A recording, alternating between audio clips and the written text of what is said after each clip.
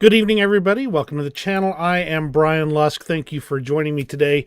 Always glad to have you here.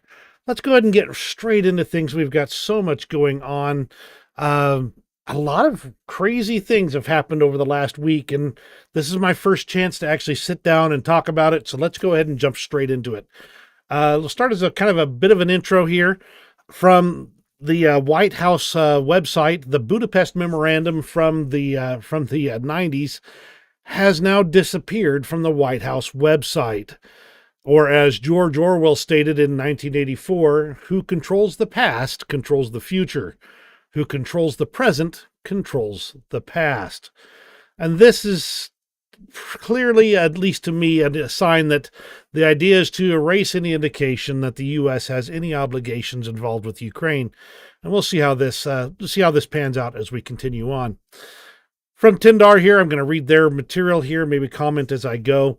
It is only a matter of time until the situation in Iran will completely escalate. All attempts for a negotiated settlement will fall apart, and one of the primary drivers of this outcome is the failure in Ukraine, where the West reacted only timidly.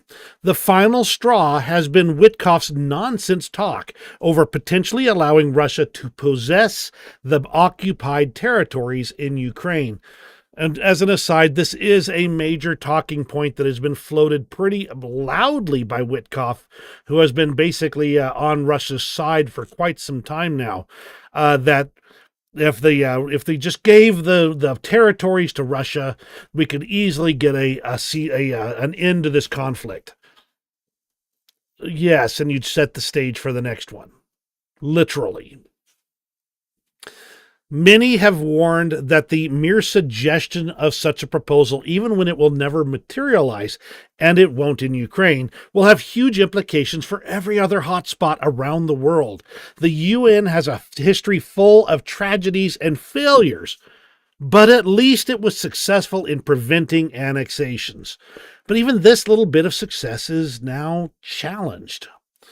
Anyone saying that the U.S. has no business in Ukraine or can ignore the situation and walk away is only exposing ignorance and incompetence. Everything is interconnected, especially when it comes to necessity to never move borders by force. You do this once, and World War III is all but certain, 100%. And this is the thing that everybody kind of tries to poo-poo. Oh yeah, we're just trying to avoid starting World War III. We're trying to avoid, having a nuclear exchange. It's too late. If we allow Russia to take these territories without consequence, without even demanding them back, if we allow Russia to have used force successfully to expand their borders, and then refused to oppose them, especially in a situation like Ukraine, where the actual security ramifications are so obvious to Europe, to the West, there will be no end to it. Dictators around the world will see it and go, hey, that's my ticket, baby. Let's continue on. This is how every single conflict party around the world watches the war in Ukraine, including Tehran, and they will draw their conclusions. Iran will be the first country to show what that means. The Mullah regime has no reason whatsoever to believe that any treaty is going to protect them. The Budapest Memorandum serves as the best example of this outcome. The most secure insurance policy is a nuclear warhead. This is the conclusion we can draw from the war in Ukraine, and this is why the mullahs will not surrender their weapons-grade material, nuclear material, at least not all of it. And Iran will be just the beginning. Seriously, look at this. A nuclear weapon literally has become a hedge against invasion by America. And now Ukraine is looking at it from the opposite perspective.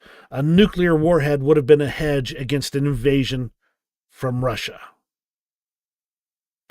This is where the U.S.'s timidity, the U.S.'s managed escalation, the U.S.'s basically abdicating any responsibility at all, this is where it's going.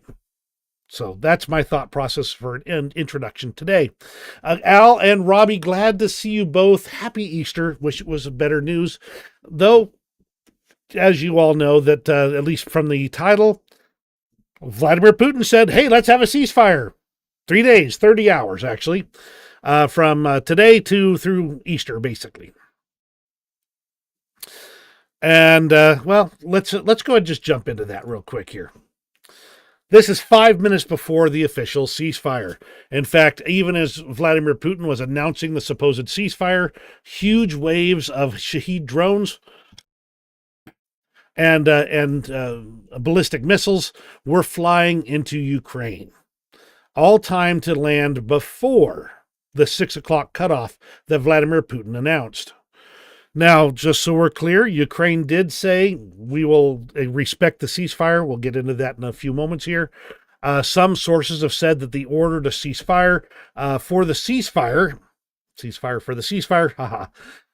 came a few minutes late from Ukraine. But understand, this is from, Ukraine originally agreed to a 30-day ceasefire. Now Vladimir Putin is ignoring that 30-day ceasefire and doing a unilateral ceasefire. And we'll have Zelensky's response to that in a moment. In fact, right here. Silence in response to silence, strikes in defense from strikes. If the complete silence will really be established, Ukraine will offer to continue it after the end of the Easter day on April 20th. In other words, if we're going to do 3 days, let's do 30, just like we originally discussed. He did do a longer statement on this, which is not really on the screen very well. Let me just pop this guy. I believe it's this button right here. Yeah, that will work.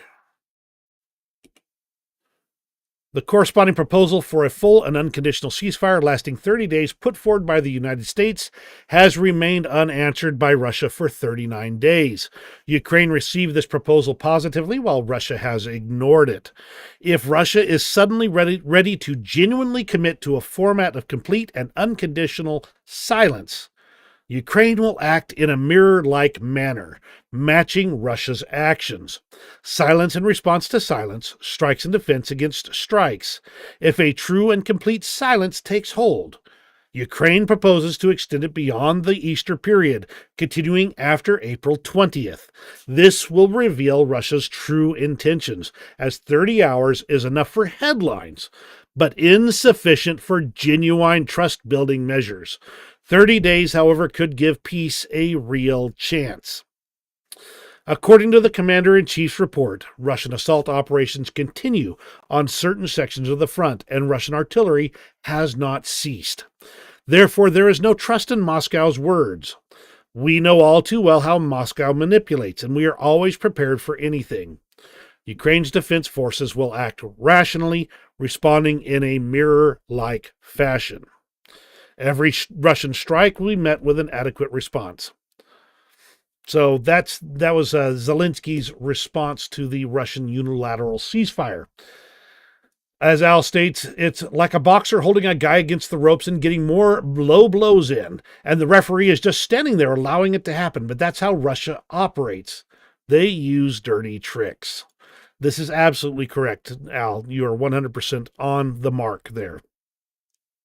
Now, this is going back to Good Friday, not Good Friday, Palm Sunday. There we go. On Palm Sunday, the Russians launched a major strike into Sumy, destroying a church, actually doing quite a few strikes and resulting in quite a few casualties amongst the civilian population.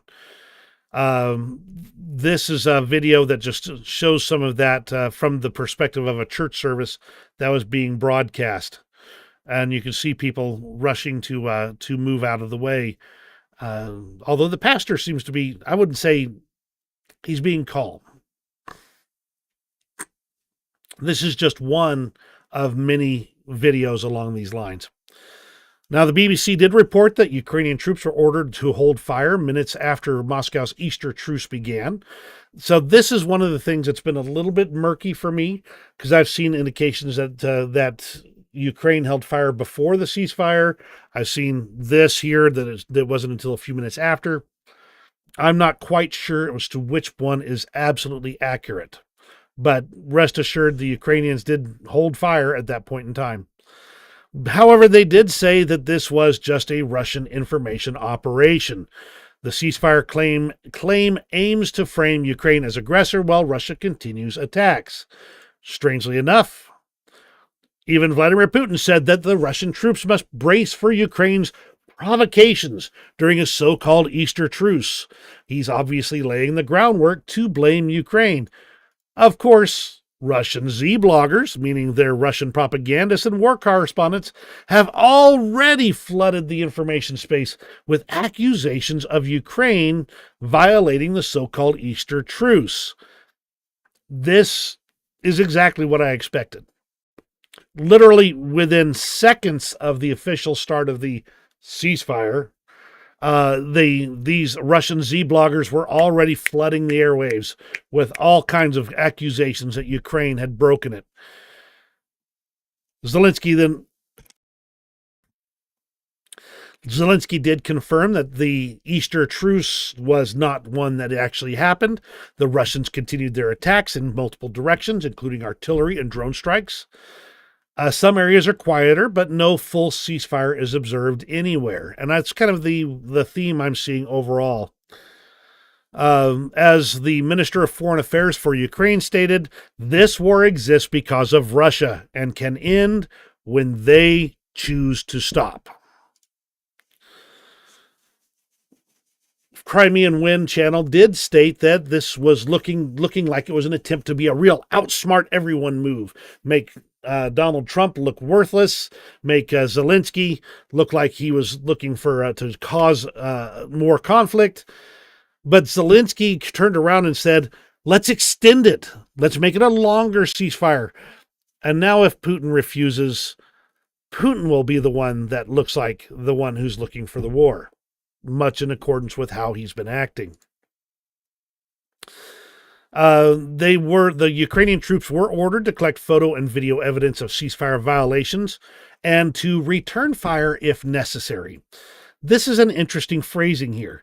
If necessary indicates a specific amount of restraint, meaning that an attack that hits an empty building will be documented but may not require a return response.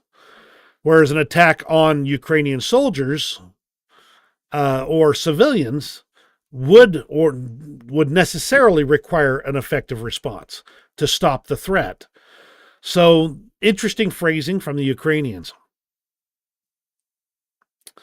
The Enola reports basically confirms everything that I've just stated here. Zelensky confirming the earlier reports. The 30-day unconditional ceasefire, of course, is still on the table and still awaits Moscow actually having an answer. Speaking of negotiations here, U.S. officials are reportedly growing frustrated with the Kremlin's rejections of U.S. proposals to end the war in Ukraine.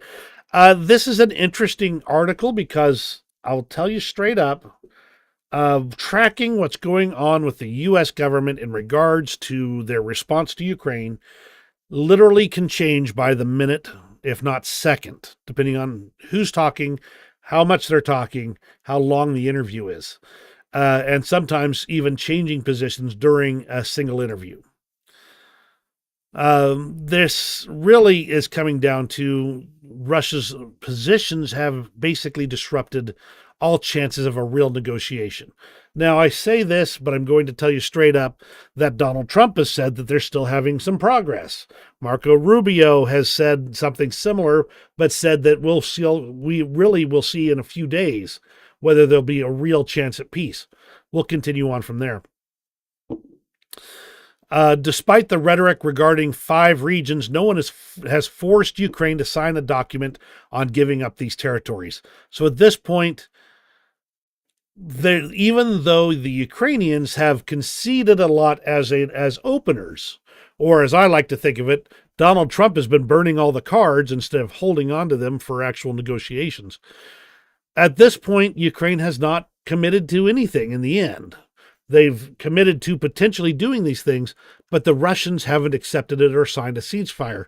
Therefore, have not received any actual concessions. Now, I did mention in a I don't know if I mentioned it in the last one, but I did mention it recently, that the trade war that Donald Trump has been engaging in has collapsed the price of oil on the world markets. Now, we're not seeing it, at least in my area, we're not seeing a change in prices. Ours are still hovering between $2.60 and $2.80 per gallon. But these trade wars have dropped the price per barrel down below $60 per barrel. Now, Russia can technically pump oil at a profit down to roughly $44 per barrel. But every dollar that the price of oil drops is one less dollar that Russia can get their hands on to continue prosecuting their war. And this is with oil dropping, the price of oil dropping. We could see this become a real issue where they are not, in fact, is they're already not able to make their budgetary requirements based on the current price of oil.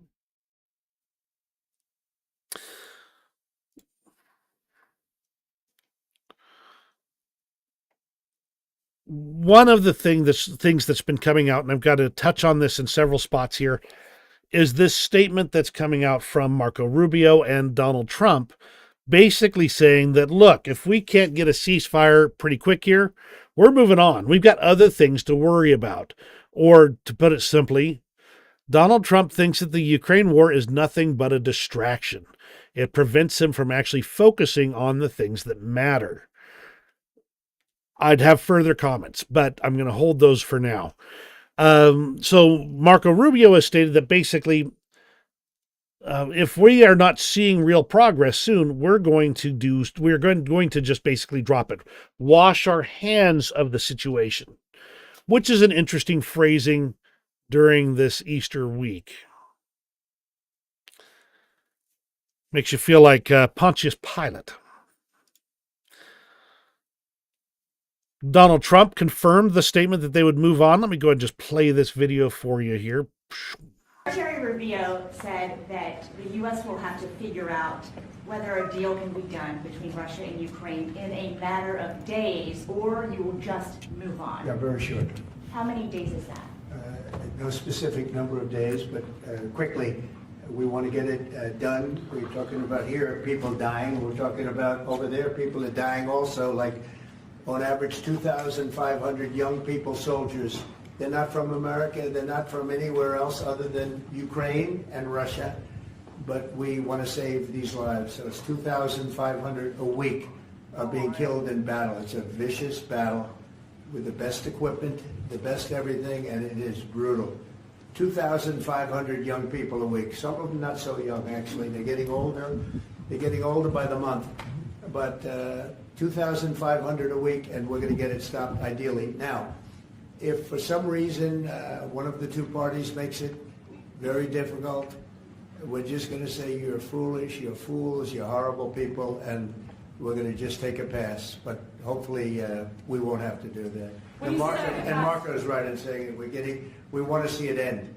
Think of it. Every day, a lot of people are being killed as we talk about, as they play games. So we're not gonna take that, and we'll see. I think we have a good chance of solving the problem, however. Yeah. Are you prepared to walk away completely from these efforts and these talks? Well, I don't want to say that, but we want to see it end. Secretary Rubio. And so that's Donald Trump's statement on the matter. You get it straight from the horse's mouth whenever I can get it on the video here. He's refusing to say that they'll walk away absolutely, but the implications are there. J.D. Vance did make a statement during a meeting with Italian Prime Minister Giorgia Meloni. This is an interesting meeting that took place. He stated, even in the past 24 hours, we think we have some interesting things to report on, of course, in private. So these negotiations, I won't prejudge them, but we do feel optimistic. We can hopefully bring this war, very brutal war, to a close. Now, this is what Miss Maloney here looked like during a lot of their comments on the Ukraine war. She answered a journalist there, stating clearly that Putin was the one who caused the war. And she actually said it in Italian, as I understand. And both Vance and Trump were both, oh, that's such beautiful language, not understanding that she just basically called them both liars effectively, because she went absolutely contradictory to Trump's position that effectively both sides are at fault. Still, we got some things going on here. Now, the U.S. peace plan reportedly includes easing sanctions on Russia, freezing the war, leaving the occupied territories under Moscow's control, and refusing a NATO bid for Ukraine, basically saying it's never going to happen. All of these are just catering to Moscow's desires. Now, Marco Rubio did state that the European Union would have to take a more active role in ending the war, because effectively the U.S. can't end European sanctions, so they would have to be part of the peace agreement. This is where a lot of the soft power that the U.S. has blown on this trade war and on the other actions that they're doing, where they're threatening Panama and Canada and Greenland, those things are now not paying off for them, because those actions have put Europe opposed to the U.S. as opposed to on the side of the U.S. So now the U.S. is saying, oh, look, we're going to have the European partners along for this in order to ease sanctions on Russia. That means that we've thrown even more cards into the fire. We don't have the cards. Rubio did eventually say that basically they'll say to Trump that if these peace talks fail, the U.S. has got other things to do. They're just not going to get involved. No talks, no moving in anything else. I already kind of mentioned this already here, so move on. Whereas the Russians, well, their authorities are still talking about denazifying Ukraine, with the statement that really they need to re-Russify Ukraine. Kill or remove all of the Ukrainians from Ukraine and Russify the area. That's what they really mean when they say denazification. It's genocide is what it is. Now, there was a memorandum signed between the U.S. and Ukraine about on minerals. It's not a rare earth final deal, but like an intent to reach one. That's what this document is here. I'm going to leave that on the screen for just a moment. In long story short, it's basically saying that, hey, we had some discussions. We have got maybe a framework to start talking about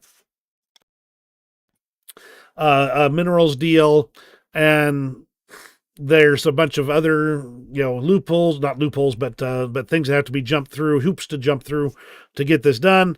This is our intention to do so. They finally got that signed between Ukraine and the United States. The one nice thing that did come out of this, and I'm going to have to play this for you so you can get the full context here, is that this is the first time Donald Trump has really started saying that, let me rephrase that, has not said that Zelensky is responsible for the war. Let's go ahead and play this for you as well. And I don't hold Zelensky responsible, but I'm not exactly thrilled with the fact that that war started. That was a war that would have never started if I were president. You'd have millions of people living right now that are dead. You'd have cities that would be open and thriving, and they'd have their beautiful turrets. Those turrets are the most beautiful in the world, but they're not with us any longer. They're smashed to smithereens, laying on the ground in a million pieces, getting hit by rockets, bombs, and bullets. And so I'm not happy with him. and I'm not happy with anybody involved. I think it's a war. I know it's a war. It didn't happen for 4 years. It was never close to happening. It was never even a thought. And I spoke to President Putin about it a lot. It was the apple of his eye, but there's no way he would have ever gone in if I were president. Now I'm trying to get him to stop.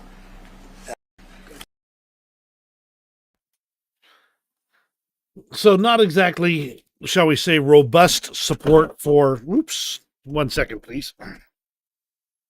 Oh, I know what that is. Okay.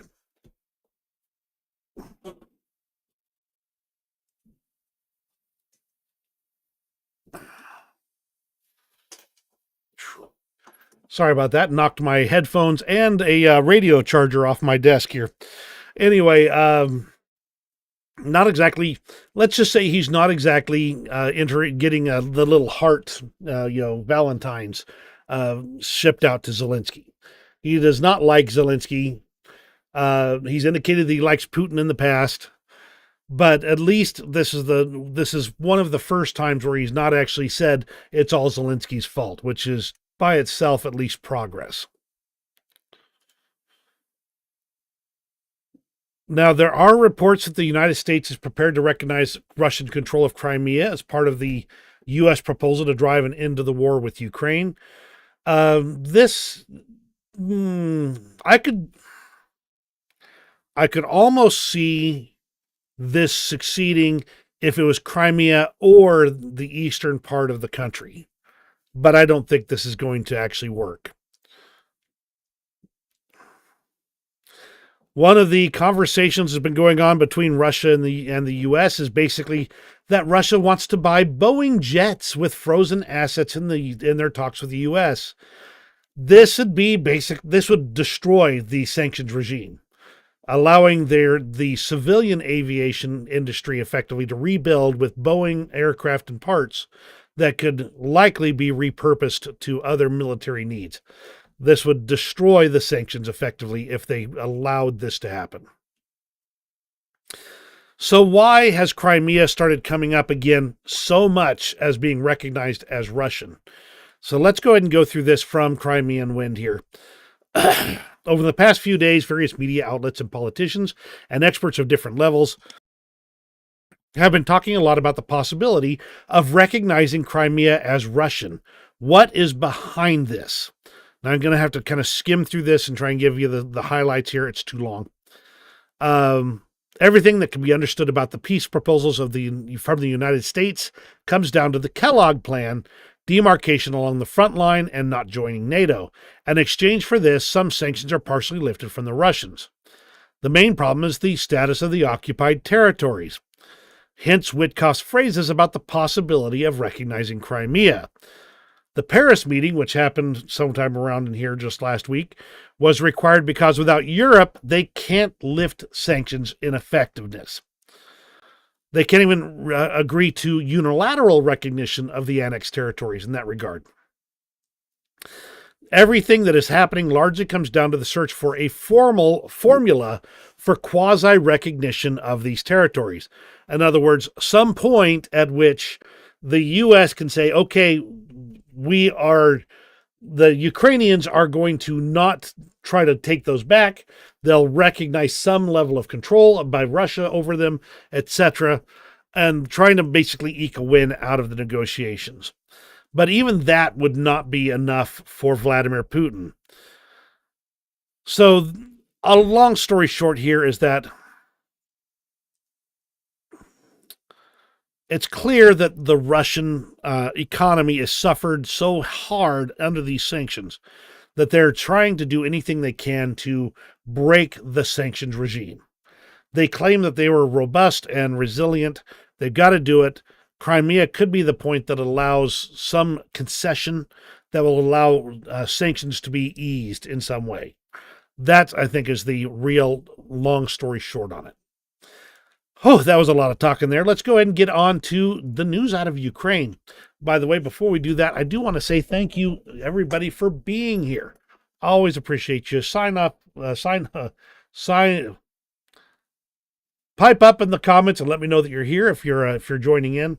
I appreciate you being here. It really helps a ton. A prisoner exchange did take place between Ukraine and Russia. 277 Ukrainian defenders have been returned home from captivity. Welcome home, defenders.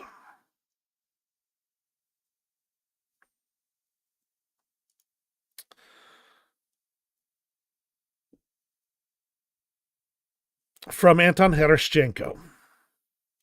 Friends, for Christians, today is Good Friday. I guess it is a symbol of the words, it is always darkest before dawn. Obviously, this is from yesterday.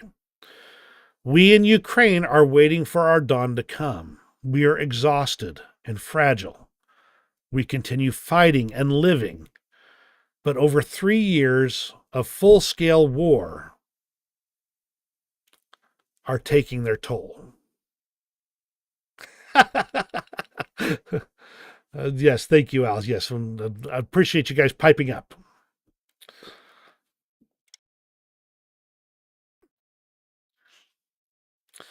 This is a country that is Christian at its core. They're waiting for their dawn to come and hoping it's a beautiful one. A Republican congressman, Brian Fitzpatrick, did visit Ukraine's front lines, and he got to sign an artillery shell with the words, "Peace through strength." It was sent to the Russian lines as a personal message from near Russia's border. He actually, from other reports I've seen, he actually got close enough to the contact line that they had to evacuate him because they came under drone threat, and they were targeting his position. So this is a congressman that definitely put his life on the line for this moment. It looks like a PR move, but doggone it, he's willing to go there and put his life on the line for it. There were, in addition to the prisoner exchange, there were an additional 909 soldiers, fallen soldiers. Their bodies were repatriated to Ukraine, sorry. This is continuing a pace in the coordination between Russia and Ukraine. Now, this is an interesting one I'm putting here for a specific reason. From OSN Technical, 2 things are very true about Ukraine's intelligence service. They can make very nearly any individual point in Russia explode. The U.S. has significantly curtailed this capability. A lot of questions on where Europe's lines are here. Now, I want to point this out because this is more accurate than I think most people realize. And I'm going to briefly run back to the sinking of the Moskva, because it's come to light that that before the Moskva was sunk, the U.S. and the Ukrainians were talking, talking to each other, and all of a sudden something came up on one of their sensors. I don't know the details of this. I'm doing this from memory here. Something came up big on one of their sensors in the Black Sea, and the Ukrainians said, "Well, what's that?" And the U.S. representative said, "Oh, yeah, that's the Moskva." And the Ukrainians went, "Oh, gotta go." Click. A few hours later, no more Moskva. And the U.S. threw an absolute steamy fit over that one. They did not intend to enable the Ukrainians to sink the Moskva. So the Ukrainians have a great deal of capability, and the U.S. has been putting the brakes on that capability. So what is this? Why do I have this here in this part right here? Well, if the negotiations break down between the U.S. and the U.S. and Russia and Ukraine, and Donald Trump follows through on his threats to end all military support, which I think I've got in here as well, to end all military support for Ukraine, the brakes are off. Does that mean Ukraine can win on its own? Maybe, maybe not. But let me tell you another thing here. Over the course of the war, Ukraine has increased its military industrial complex. They're now producing 40% of their needs domestically and are becoming less and less reliant on foreign aid. Not that they are not reliant on it, just less reliant. So while early in the war, it was up to 90% of their needs were met through foreign aid, we're down to 60% right now. And that number, from the way things are going, is going to continue to decrease to where 50%, 40%, etc. Russia, on the other hand, started this war entirely on their own. And now they're getting support from North Korea, Iran, China, and others in order to keep them in the battle. And I think I've got some more on that as we go. But look at the difference in the arc of their trajectory. Ukraine is still going up. Russia's going down.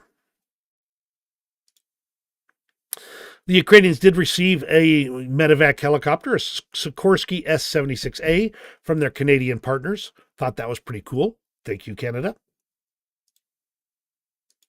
Let's move on to the news out of Russia itself. A lot of upheaval in Russian government. The FSB is checking the leadership of the Federal Taxation Service for both economic and political reasons. Among the reasons for that could include corruption, tax evasion schemes, influence, etc. So there's a lot of things that are going on here. The odds are this indicates that there's a lot of issues in the Russian government right now. Now, an interesting statement from Russian propagandist Solovyev, who thinks it would be great if China produced all sorts of weapons in Russia. And they already are, and sent a 2 million guerrilla party to them. He also said that China can take western regions of Ukraine, calling Lviv a beautiful Chinese city. Again, they're trying to get anything they can to eke out the win here. If they have to let the Chinese take western parts of Ukraine, they will, if they think it'll get them the win they're looking for. Russia has also been doing things like slapping sheet metals on a locomotive to make an armored train. This video ends when a drone flies underneath it and blows things up. But interesting to say the least. A Russian Komsomolets, whatever, grumbler throws a fit as command sent him to combat without a rifle, armor, or fuel, saying grab guns from the dead guys on the front. Which should tell you about the logistics that Russia has. Now, this is from a couple of days ago. A thermal power plant in Moscow was on fire. There was no claim of responsibility associated with this one.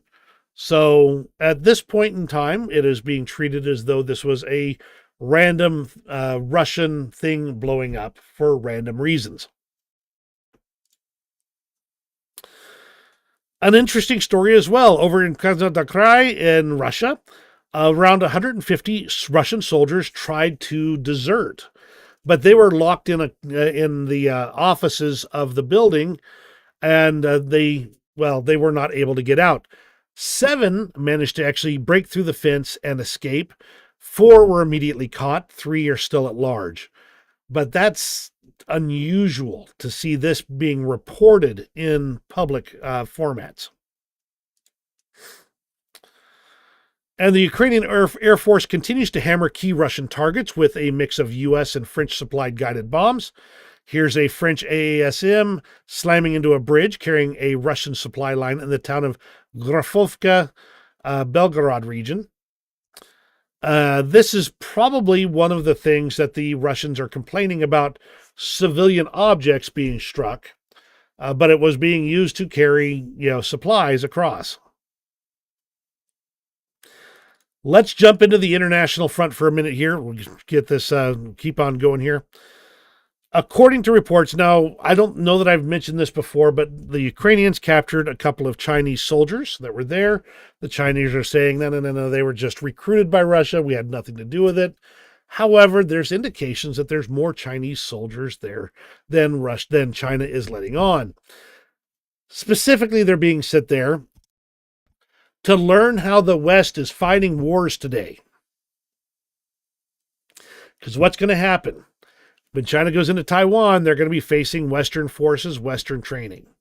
So they want to understand that so they can do so. Now, they are reporting that it's only about 200 Chinese soldiers fighting on the Russia side over there, but still interesting to say the least. The Hungarian government has begun sending ballots out for a national consultation. My gut feel on this, because I've not been able to look up more details on this, is that this is a normal required activity for Hungary. And the Hungarian government is urging their citizens to vote against Ukraine's EU membership, claiming it would cause huge losses for Hungary. In other words, they're afraid they'd lose their gravy train with the European Union. But the government is saying they'll treat the results as binding.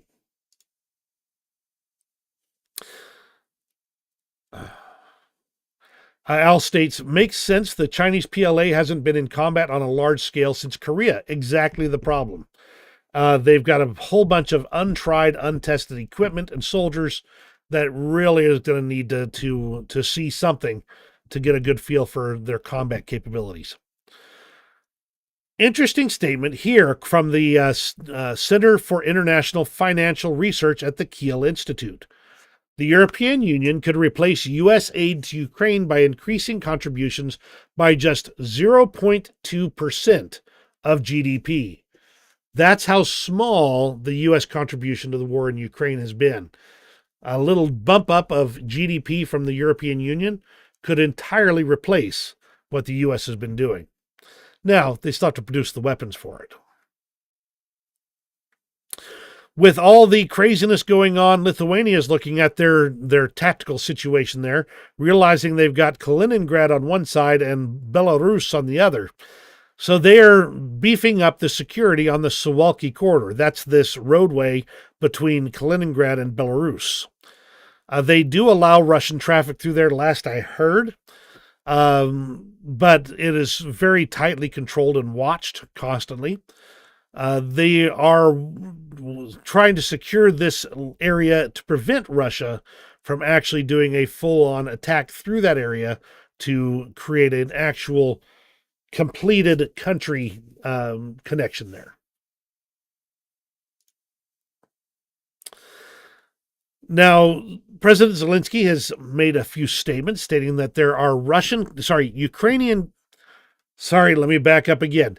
There are Chinese companies producing weapons for Russia in Russia.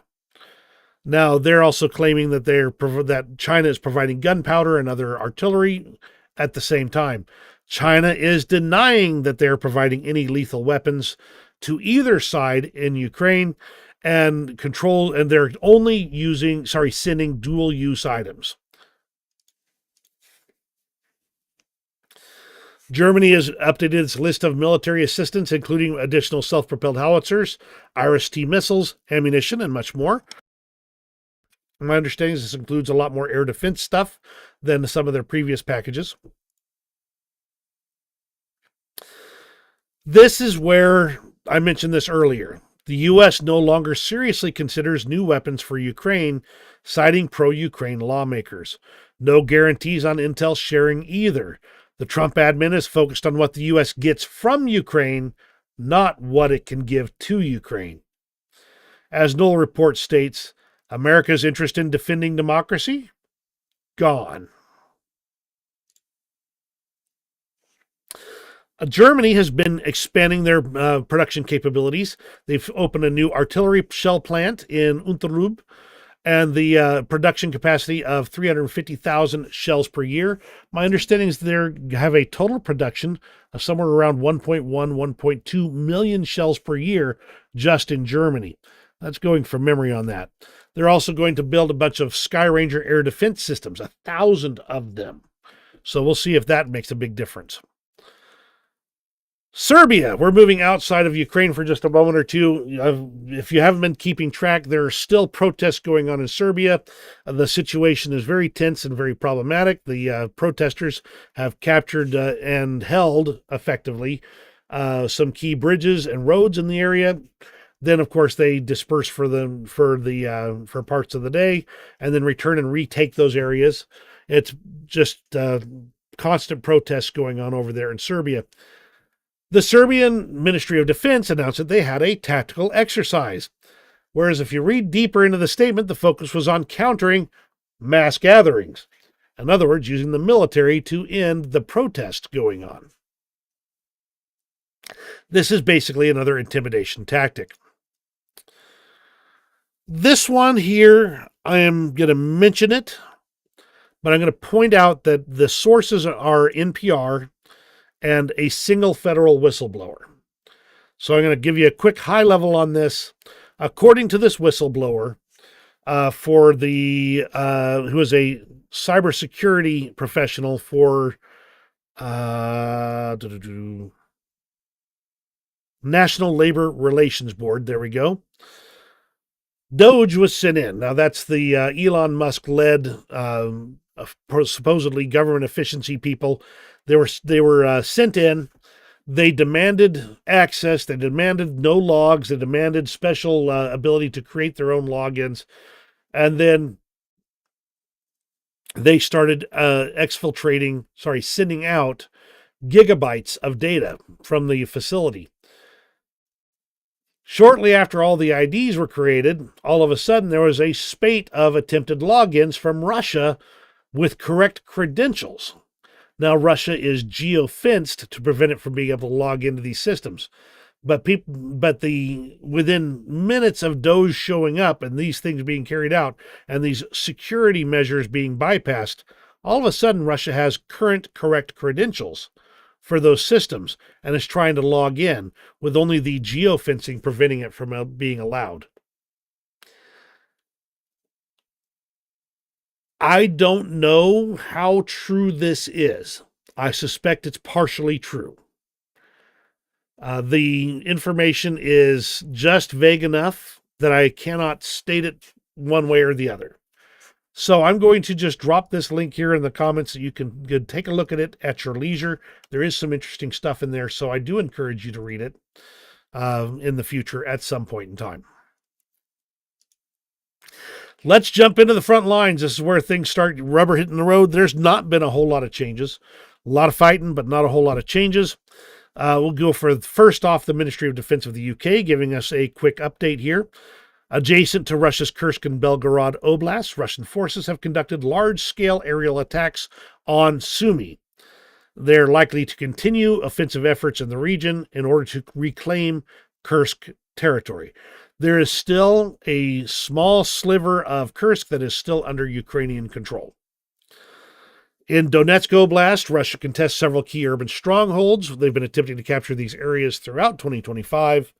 In southern Ukraine, there have been few instances of Russian advances. However, that's likely just not prioritized down there. In Kharkiv Oblast, Russia has persisted in making assaults towards the rail and logistics hub of Kupiansk. To the north of Kupiansk, Russian forces have maintained a bridgehead at the village of Zapadne, west of the Oskil River. Ukrainian drones and artillery strikes are reportedly hindering attempted Russian pontoon crossings. So that is a whole lot of stuff to say. Not a whole lot has changed. So let's look at the maps here. Now, according to this, from today, the enemy advanced near Bilohorivka. Let's see what that looks like there. Kind of a broad general advance in that area. Bilohorivka, there we go. Let's do that again.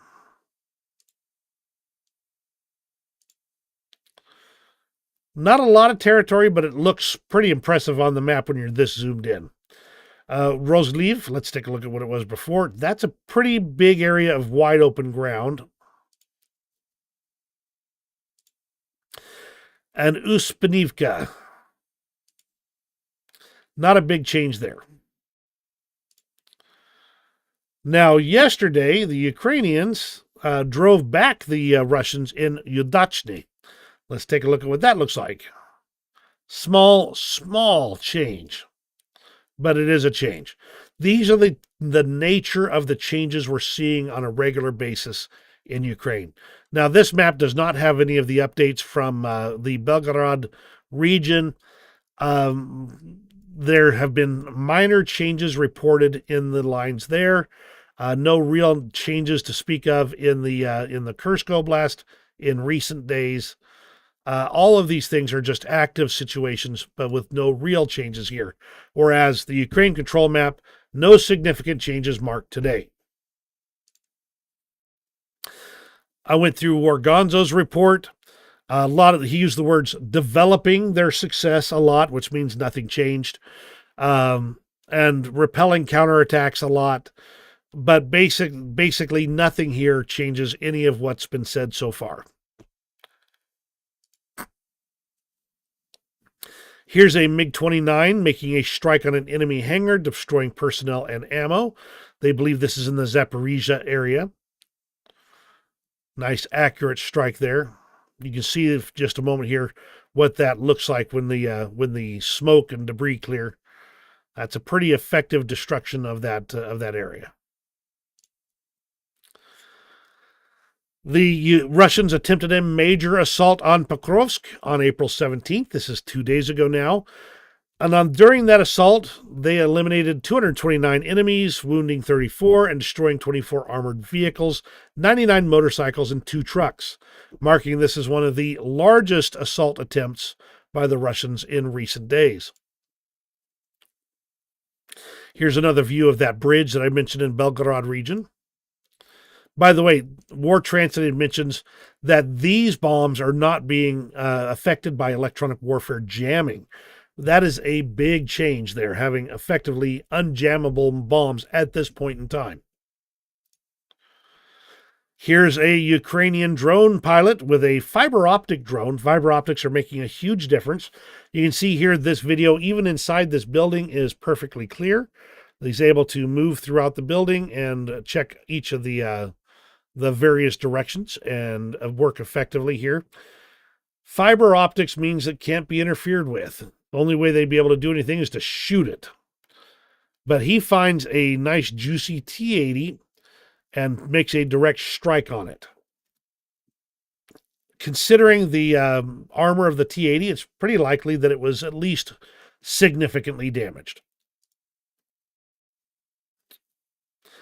These nets are being stretched over any of the active corridors near the front lines. There was a Ukrainian drone that was trying to penetrate into the drone net, but wasn't able to find one, at least as of this point in time. Now, the interesting thing here is these nets are basically the only protection they've got for some of these long supply corridors. Then on top of that, Ukraine is working on expanding their distance that they can go back on. This is within about 10 kilometers of the border. Ukraine might be able to do that up to 30 and 40 kilometers of, not the border, but 30 to 40 kilometers of the contact line. They might have to be putting these nets up for miles upon miles. Now, this is another talk about another report on the supposed ceasefire. For anyone who wants to know what's going on in Ukraine right now, in Kherson, artillery is working like never before. So not only not reduced, but increased. Zaporizhia is quieter. Donetsk and Kharkiv, much more activity. There is no ceasefire. And President Zelensky did report that the Ukrainians advanced in the Belgorod Oblast, but I do not have any additional details on this. So I can't tell you what this really means. Was it a big change, a small change? The whole Belgorod Oblast is pretty murky right now in getting good information out. And that's a situation on the front lines. That brings you pretty much up to date. I got a couple of interesting extras here, and we'll close it up for the day. Again, I just want to tell you that I appreciate you. Thank you for being here. Let's go ahead and get these interesting extras done. So you're flying a combat mission in your jet. You have a good night, Robbie. Happy Easter. And I understand having an early morning, so you'll get some sleep and get yourself taken care of, okay? Flying in your combat jet, and you find a ladybug inside with you. Isn't that just the cutest little thing? There's that shot right there. A little bit more, shall we say, somber item here. 37-year-old Victoria is one of the victims of a Russian mass drone attack on Dnipro a few days ago. The explosion caught her in her sleep. She was immediately taken to the hospital with a chest injury, brain contusion, and hemothorax. Victoria regained consciousness only in the morning, and for some time she could not take a breath. She said, "We all want to live without war." This one nearly broke my heart, and I can't play the audio. I've got 2 items on this. Let's back up to this one here. This kitten was pulled out of the rubble after a Russian strike on Kharkiv. It's hard to even believe that that's a kitten, considering how much stuff is on the poor kitten. But here's the follow-up here. This teeny tiny kitten was born within a week or so of this attack, but managed to survive in the rubble and be recovered, kept warm, and stabilized on a heating pad. Now, I've had a kitten that came onto our property that was so sick that she couldn't keep any body warmth, and our family would take turns holding that kitten against us to keep it warm. But finally, this little kitten is making some recovery here and looking a little bit cleaner and more and happier.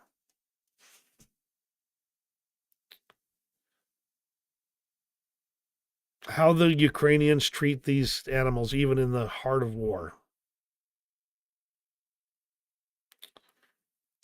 I just can't say thank you enough to them.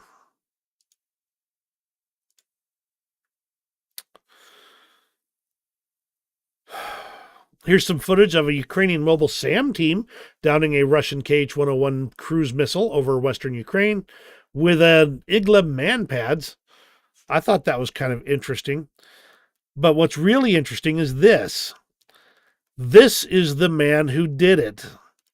And he carries a modified Igla launcher with an off-the-shelf thermal sight attached to it. Interesting to see. And this optic is just a generic one that's provided by Germany. So this expands the capabilities of the Igla launchers so that they can be used at night and do these types of engagements. Fascinating how much Ukraine has carefully ensured that they can modify their equipment to make it all work. And I thought this last little bit was just 12 seconds looking inside a Leopard 1A5. Now, the 1A5 is an older model of tank. It's got a 105 millimeter gun. It's pretty old stuff there. Yeah, it was produced, I think, in the 70s. But I thought it was really interesting. The rounds of ammunition on the right appear to be a couple of APFSDS, and I believe the yellow ones are likely Hesh, at least from my initial research. The other one, I'm not sure what it is. It's the one with the round ring on it. Somebody who's military might know that better than I am. 105 millimeter German equipment. So maybe if somebody knows, let me know. And that's kind of everything for today. Thanks again for joining me, and I'm glad that you guys have been here with me. I always appreciate you. Al, glad to see you. As always, Robbie, glad you made it as well. I know you're already gone, but you're awesome. You have a great rest of your day, and we'll see you on the next video.